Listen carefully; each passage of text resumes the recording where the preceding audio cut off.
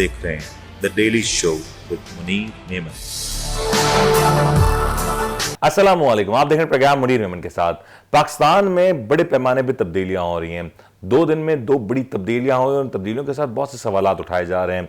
पाकिस्तान के अदालती निज़ाम की बात करें तो यहाँ पे जिस पैमाने पे तब्दीलियां नज़र आ रही हैं, माजी में इस तरह की कोई मिसाल नहीं दिखाई देती।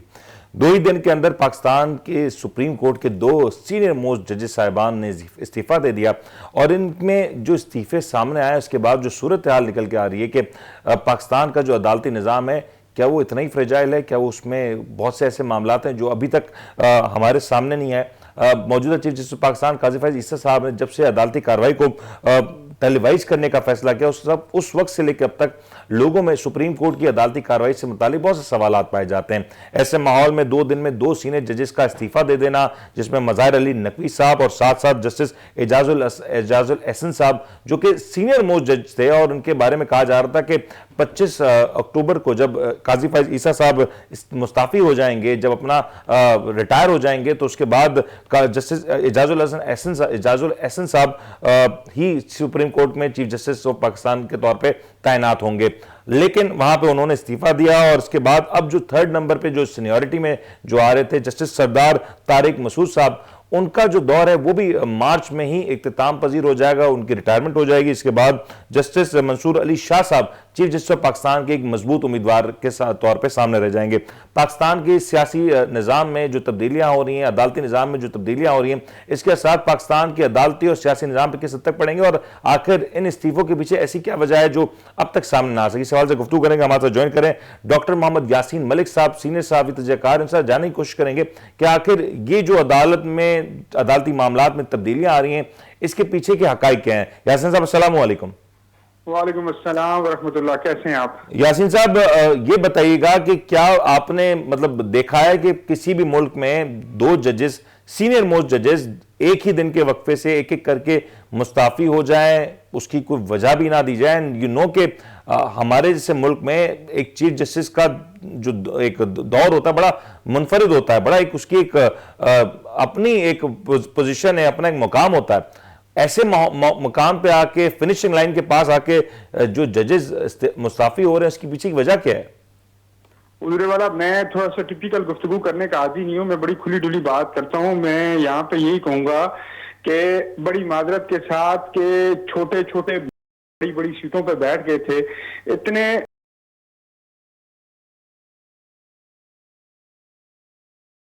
10 दिन की मार भी ये बर्दाश्त नहीं कर पाए। मेरे कुछ साफी दोस्त कह रहे थे कि ये ब्लैकमेलिंग का सिनेरियो हो सकता है। भाई, ब्लैकमेल पल्ले नहीं तेला तो करे मेला मेला, अपने पल्ले सच हो तो बंदा ब्लैकमेल ना हो ना। ब्लैकमेल वही बंदा होता है जो किरदार का पक्का ना हो, जो रिश्वतें लेता रहो। सबूत तो उसी के खिलाफ होते हैं ना जिसके करैक्टर में झोल होता है। हम इस टेक्निकल गुफ्तगू में पड़ गए हैं कि ये क्यों, कैसे, किधर से हो रहा है। लेकिन मैं तो जब से ये इस्तीफे आए हैं, जब पहला इस्तीफा आया तो यकीन करें दिमाग में 100 सोचों ने जन्म लिया, जब दूसरा इस्तीफा आया तो 1000 सोचों ने जन्म लिया।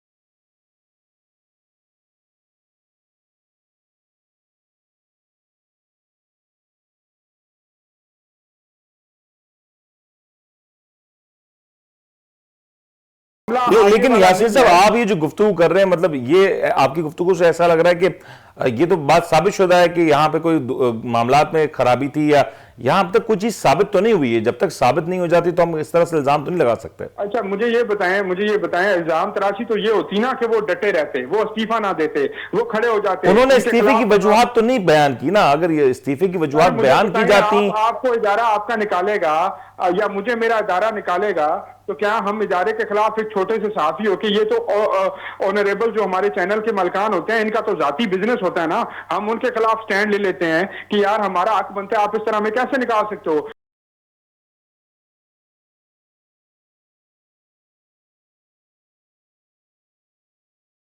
जो मेरे और आपके लिए फैसले करता है, यहां तक कि अभी सुप्रीम कोर्ट का जो केस चल रहा है इसको देखें, यहां तक कि मियां नवाज शरीफ की न्यायालय का केस देखें, यहां के खान साहब के तोशा खाना का केस देखें, हमारे साथ की गई है। मुनीर भाई, आप जो मर्जी कहने में एक लाइन में ही इस लफ्ज को इख्तिताम दूंगा कि इतने बड़े मुल्क के अंदर 25 करोड़ की आवाम के मुल्क के अंदर मेरे मुल्क का गरीब रो रहा है, मेरे मुल्क के गरीब के लिए मेडिसिन महंगी है, मेरे मुल्क के गरीब के लिए तालीम महंगी है, रोटी महंगी है, बहुत कुछ ऐसा है जो बंदा उन्हें बयान नहीं कर सकता, लेकिन किस्सा मुख्तसर यही है हुए हैं। यासिन साहब, ये बताएं कि ये जो आप जो गुफ्तगू कर रहे हैं नून लीग का, इन दोनों जजेस साहिबान जिन्होंने जो मुस्ताफी हुए हैं उनके हवाले से एक अलग मौकफ था, वो इनके हवाले से ज्यादा मुतमईन भी नहीं थी। नून लीग का खास तौर पे इन दो जजेस के हवाले से एक ये भी पॉइंट ऑफ व्यू था कि शायद उनके फैसले उस मुताबिक नहीं आते, या वो जो तवक्कात रखते हैं इन जजेस से वो उस तर्ज के फैसले नहीं देते। नून लीग का गिला था, एक वजह ये भी थी या कुछ और मामला भी थे? मुनीर भाई, फिर मैं जरा अपने लफ्जों को सीधा करता हूं, आपको बताता हूं कि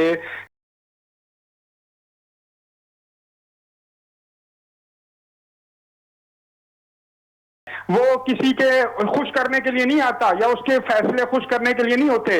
वो अड़ जाता, डट जाता, अपनी सीट पे बैठा रहता, किसी के खिलाफ फैसला दे देता। मुझे तो ये समझ नहीं आती कि हर 4 महीने बाद एक लीडर, 4 साल बाद एक लीडर हीरो बन रहा है और एक जीरो बन रहा है। कौम की हालत पस्ती की तरफ जाती जा रही है, तालीम का निजाम खराब होता जा रहा है, सेहत का निजाम खराब होता जा रहा है, कर्जे बढ़ते जा रहे हैं। आपको प्रॉब्लम समझना होगी, ये प्रॉब्लम दीमक की तरह, कैंसर की तरह मेरे मुल्क को खा रही है, और वो एक ही प्रॉब्लम है, छोटे दिमाग, छोटी सोचें, छोटी जहनियत। मैं नहीं तो उसके बाद मेरी औलाद। यहाँ पे ये चक्कर है कि मैं अगर अभी अच्छी सीट पे बैठा हूँ, जज लगा हुआ हूँ, तो मैं अपनी नस्लों को महफूज कर जाऊं। हमारे यहाँ कहा जाता है ना कि एक मछली तालाब को गंदा करती है, यहाँ पे 99 गंदी पाई जाती हैं, और एक मछली जो साफ होती है उसको भी गंदा कर दिया जाता है। आप और मैं अगर आंखें नहीं खोलेंगे, अगर अवाम को हकीकत बात नहीं बताएंगे, डके छुपे लफ्जों में बात करेंगे, तो खुदा की कसम इस कौम के साथ बहुत बड़ी लेकिन इसके बाद ये सिलसिला रुकेगा या ये सिलसिला आगे बढ़ेगा? आपको लगता है कि मजीद इस्तीफे आ सकते हैं और कुछ दीगर इदारों से भी इस्तीफे आ सकते हैं, दीगर अहम शख्सियात के भी इस्तीफे आ सकते हैं? जी जी बिल्कुल, इस्लामाबाद की हमारे ये बता रही हैं कि एक इस्तीफा एक और चीफ जस्टिस साहब हैं वो अनकरीब देने वाले हैं। का तस्करा किया जा रहा है। बस वट जो भी हवाएं जो हैं वो काफी कुछ कह रही हैं, लेकिन ये भी कहा जा रहा है कि वो जो चीफ जस्टिस साहब हैं वो किसी और बेंच में दाखिल हो सकते हैं। मतलब उनकी वफाएं अब किसी और के लिए वो यकीन दहानियां करवा रहे हैं कि मैं अब आपके खिलाफ नहीं जाऊंगा। मैं फिर वही बात कह रहा हूं मुनीर भाई, जस्टिस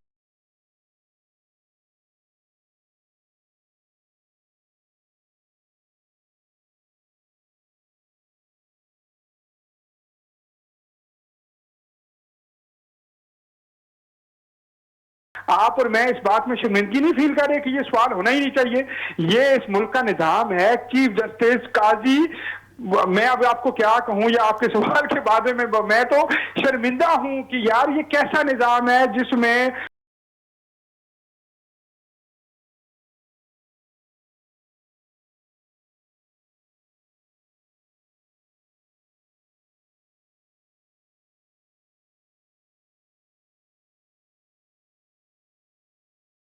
यहां तक इस्लामाबाद की हवाएं गवाही दे रही हैं।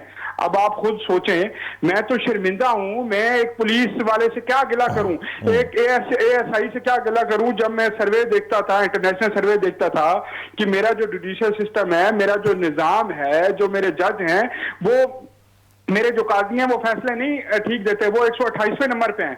मैं तो आज जब ये सबूत देख चुका हूं तो मैं तो कहता हूं अल्लाह उसका भला करे जिसने 128वां नंबर हमें दे दिया है। हम तो इस काबिल नहीं है कि 128वें नंबर पे भी रहें। फिर आप ना रोना रोएं कि बेटों की इस्तेपाल हो रही हैं, या फिर आप ना रोना रोएं कि आपके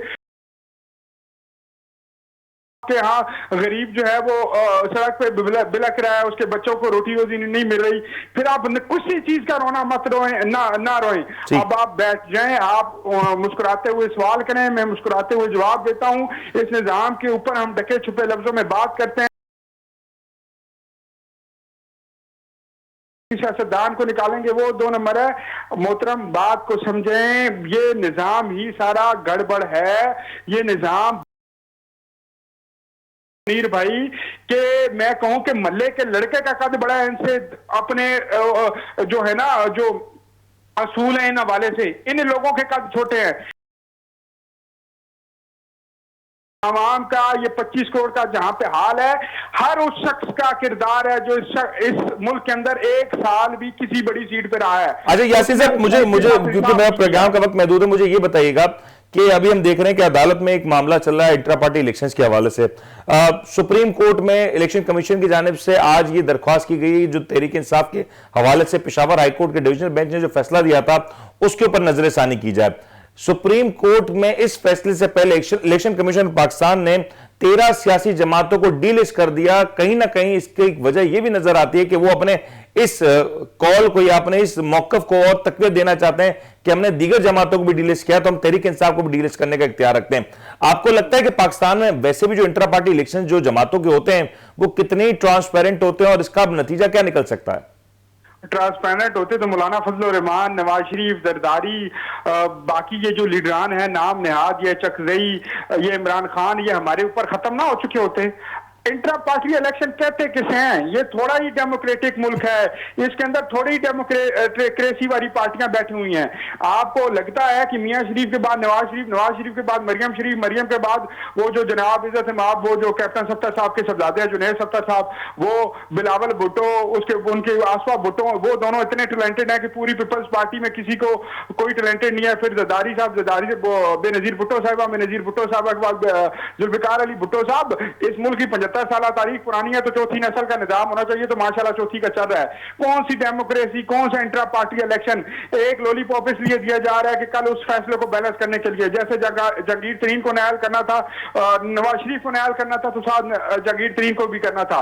मैं यही कह रहा हूं कि ये जो जस्टिस बैठे हुए हैं इनको होश के नाखन लेने चाहिए। इनकी छोटी छोटे एक्शन रिएक्शन पूरे मुल्क देख रहा होता है और पूरे मुल्क से लेकिन यासीन साहब, इस पूरी समाज में एक चीज ये भी सवाल किया गया कि ये कैसे मुमकिन है कि हर बार इंट्रा पार्टी इलेक्शंस होते हैं और तमाम ही नुमाइंदे जो उसमें कंटेस्ट करते हैं वो बिला मुकाबला जीत जाते हैं, और ये सूरत हाल सिर्फ तहरीक इंसाफ तक महदूद नहीं है। अगर आप दीगर सियासी जमातों की तरफ में नजर डालें आपको कोई मुकाबला नजर नहीं आता, बिला मुकाबला इलेक्शंस हो जाते हैं और एक रिवायती कार्रवाई है जो मुकम्मल कर ली जाती है।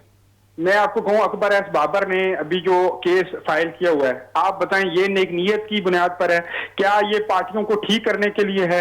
एक अपनी खुंदक निकाली जा रही है। अकबर एस बाबर को प्रोटोकॉल आपको और मुझे पता है क्यों मिल रहा है, क्यों वो प्रेस कॉन्फ्रेंस कर रहे हैं। मैं पार्टी का मेंबर आऊं और बाहरी रुकन हूं, ये जब वो कहते हैं ना वकील ये अकबर एस बाबर साहब जब ये कहते हैं तो मुझे हैरानगी होती है। मुझे हैरानगी इसलिए होती है कि हमारे मुल्क का निजाम ही ऐसा है, जिसको जिधर खड़ा करना है, यानी कि ऐसा टोपी ड्रामा मेरे भाई इस मुल्क के अंदर लगाया जाता है जिसमें सारे प्लेयर खेल होते हैं और सिर्फ अवाम को बाहर पवेलियन में रखा जाता है, उसको बेवकूफ बनाया जाता है, उसको एक और लफ्ज में इस्तेमाल नहीं कर सकता वो बनाया जाता है, उसको रोटी कपड़ा और मकान का लॉलीपॉप दिया जाता है, उसको डेवलपमेंट का लॉलीपॉप दिया जाता है, उसको ये कहा जाता है कि कल तेरे बच्चे को सरकारी मुलाजमत नौकरी मिल जाएगी, तेरी गली पक्की हो जाएगी, नाली पक्की हो जाएगी, फलां हो जाएगा, ये हो जाएगा। कुछ सिस्टम में नहीं पड़ा हुआ, ये सिस्टम आवे का आवा बिगड़ा हुआ है। ये मनहूस चेहरे जो हमारे चेहरों पे मुसल्लत कर दिए जाते हैं हर 5 साल बाद किसी ना किसी ड्रामेबाजी से। किसी गरीब का बच्चा आज तक ऊपर क्यों नहीं आया यहाँ पे? यही हमारे ऊपर 75 साल दौर के अंदर मुझे एक आप मिनिस्टर का नाम बता दें जो करोड़पति होने के बगैर यहाँ पे इस मुल्क में मिनिस्टर बन सका हो। आपने इस सिस्टम को इतना करप्ट 2 नंबर कर दिया है, पैसा फेंक तमाशा देख वाला चक्कर। लेकिन यासीन साहब मुझे ये भी तो समझाए ना कि अभी तक हम देख रहे हैं कि इलेक्शन में 25 दिन भी नहीं रहते, अभी तक सुप्रीम कोर्ट में मामला चल रहे हैं। एक जानिब एक बड़ी सियासी जमात, आप बहुत से लोग उससे इख्तलाफ कर सकते हैं, लेकिन वो इख्तलाफ अपनी जगह, जमहूरियत में जब हम बात करते हैं इख्तलाफात होते हैं।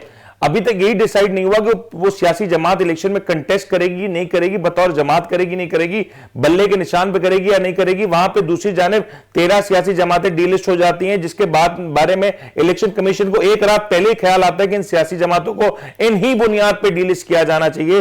तीसरा ये बता दें कि अभी वक्त इतना महदूद रह गया और बार बार सेनेट में करारदादें पेश की जा रही हैं कि मुल्क में हालात ठीक नहीं, अमन अमान की बात की जा रही है, मौसम की बात की जा रही है। ये इलेक्शंस को मुलतवी कराने का क्यों तस्करा बार बार आ रहा है? क्या मतलब इस निजाम से हम चाहते क्या हैं? बेसिकली बात यह है कि मकाफात अमल है दुनिया, ये तो आप माने। अल्लाह तबारक व तआला की जात इंसान को उसके मुंह के ऊपर अमाल मारती है जब वो किसी के साथ कुछ करके आए। कल जो पीटीआई ने किया आज उसके साथ हो रहा है, कल उन्होंने जो गेम्स का हिस्सा बने आज वो खुद का गेम का हिस्सा बन रहे हैं। सिंपल इज दैट कि कल जो वो लॉबिंग, दो नंबरियां, फनकारियां, नौसरबाजियां, झूठ, जो भी करके आए हैं आज उनके मुंह के ऊपर मारी जा रही हैं। वो चाहे इमरान खान की कैद हो, चाहे वो ये इंट्रा पार्टी इलेक्शन की बातें हो, चाहे वो तोशाखाना हो, कुछ भी हो, जितना उन्होंने प्रोपोगंडा किया उनके ऊपर वो हो रहा है।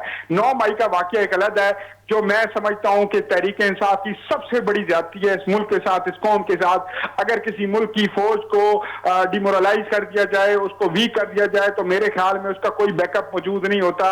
1000 नहीं, 2000 नहीं, लाख इख्तलाफ हो, लेकिन घर जो है ना उसको अपने घर को वीक नहीं करना चाहिए। तो फौज हमारा मान है, हमारे सर का ताज है और उस मुल्क की रखवाली की पहली निशानी है। लेकिन इसका नतीजा क्या निकलेगा Yasin Sahab? Is there a way forward? क्योंकि हम आमतौर पर अदालती कार्रवाई जब देखते हैं तो इससे तवक्को तो ये होती है कि मुल्क में कोई तब्दीली आएगी, कोई बेहतरी आएगी।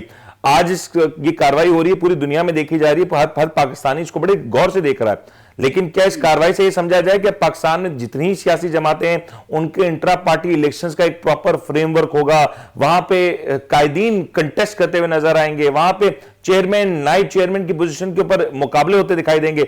आपको लगता है कि इस माहौल के बाद ऐसा कुछ होता हुआ दिखाई देगा? हाँ मुनीर भाई, क्या बात करते हैं जी, क्या बात करते हैं। दनियाल अजीज ने एक बयान दिया एहसन इकबाल के खिलाफ, जनरल सेक्रेटरी है, उसको टिकट नहीं दिया गया, 25 साल पुराना वर्कर है।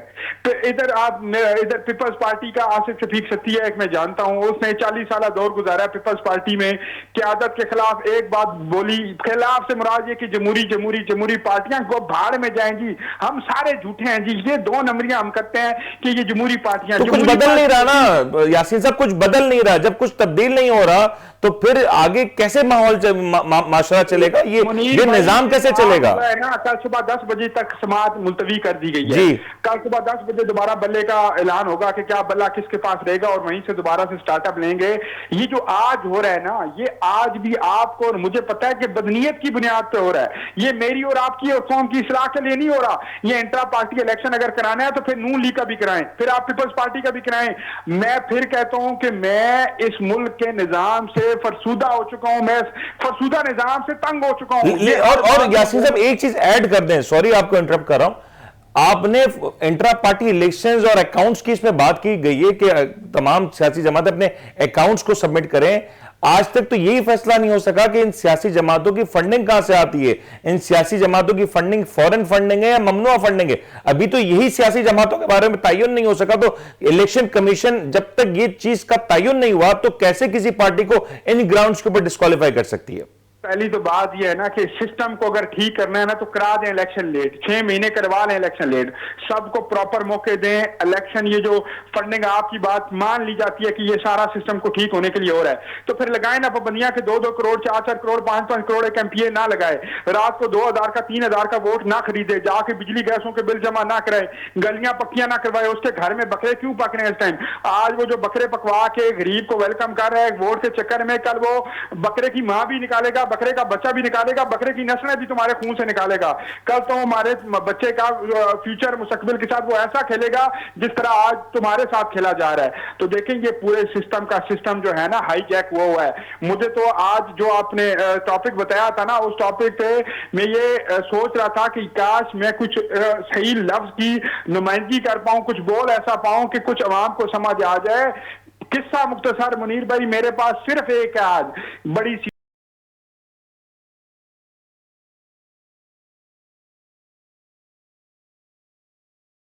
और आगे बदतर हो जाएगा।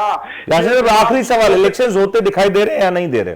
जी इलेक्शन होंगे क्योंकि एक प्री प्लान तरीके के जरिए बाकी सारी पार्टियों को भी घरों के अंदर रखा जा रहा है। अब जब हाइप क्रिएट होगी, फौरन से हाइप क्रिएट करके जिस पार्टी को उन्होंने लाना है, जिसको चौथी बार वजीर आजम बनाना है, मेरे और आपके मुंह पे मुसल्लत करना है, उसको ये करके रहेंगे। और उसको परफॉर्मेंस उसकी यही है कि उसने अपने 3 मरतबा के दौर में सड़कें और पुल बनवाए हैं, उसने हमारे आसान किया, उसने घर से पैसे लाए थे, उसने अपने जेब खर्चा कम किया था, उसने सारा कुछ ला के जो है ना उसने कर्जे उठाए ना, है उसने पॉलिसी कोई दी, कुछ भी नहीं किया उसने, सिर्फ उसने जी मेट्रो बना दी, फलां बना दिया और उस वजह से वो दोबारा चौथी मरतबा मुल्क का वज़ीर आज़म बना। बहुत बहुत शुक्रिया। मोहम्मद यासीन मलिक साहब हमारे साथ मौजूद थे और अपनी गुफ्तगू से बता रहे थे कि इस वक्त पाकिस्तान का मौजूदा निज़ाम आखिर कितनी सारी मुश्किलात का शिकार है। इस वक्त पाकिस्तान में एक जानिब जहाँ पे इस्तीफे आ रहे हैं और ये इस्तीफे कोई छोटी तादाद में नहीं है और ये उन लोगों के लिए नहीं जो गैर अहम हो, ये बहुत ही अहम शख्सियात हैं। सुप्रीम कोर्ट के मौजूद जजेस साहिबान की तरफ से इस्तीफे का आना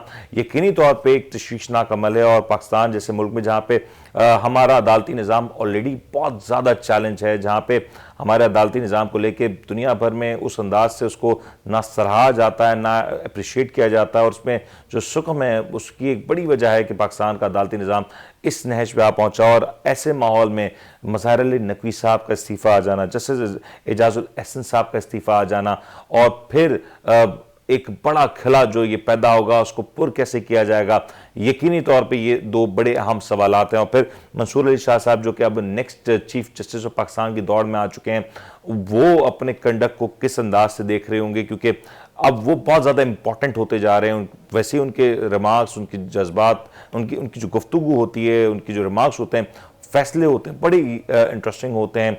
लेकिन कहीं ना कहीं हमारी जो सियासी जमातें जिस अंदाज से हमारी अदलिया को अटैक करती हैं, हमारे मौजूद जजेस साहिबान को अटैक करती हैं, ये उसका भी एक इम्पैक्ट है जो दिखाई देता है। और दूसरी जानिब पाकिस्तान में जो एक बड़ी अदालती कार्रवाई देखने में आ रही है कि सुप्रीम कोर्ट में इंट्रा पार्टी इलेक्शन से लेके मुतालिक जो समाज जारी है, फिर इलेक्शन कमीशन ऑफ पाकिस्तान का एक मौक़िफ़ है, ये मौक़िफ़ बहुत ही अहम है। और इलेक्शन कमीशन ऑफ पाकिस्तान की जानिब से जो कुछ इस वक्त माहौल दिखाई दे रहा है, जो हक़ाइक़ बयान किए जा रहे हैं, हर कोई अपने अपने तरफ के हक़ाइक़ बताता है। तहरीक इंसाफ इस बात के लिए बज़द है कि उन्होंने कहीं कोई गलती नहीं की, तो इलेक्शन कमीशन पाकिस्तान भी इस बात के लिए बज़द है कि तहरीक इंसाफ ने अपने इलेक्शंस को, इंट्रा पार्टी इलेक्शंस को सही अंदाज में ना करवाया और उसमें बहुत सी कानूनी पेचीदगियाँ हैं जिसके ऊपर बात की जा रही है। उम्मीद करते हैं कि कल का दिन एक नतीजा खेज दिन हो और कल इस हवाले से जो समाअत होगी उसमें बहुत से फैसले आएंगे, मुतवक्के हैं बहुत से अहम फैसले। इन फैसलों की रोशनी में पाकिस्तान का आगे का सियासी मंजरनामा तय किया जाएगा। लेकिन फिलहाल आज के लिए इतना ही। अपने मेज़बान उनको इजाज़त दें, अपना ख्याल रखिएगा। अल्लाह हाफ़िज़।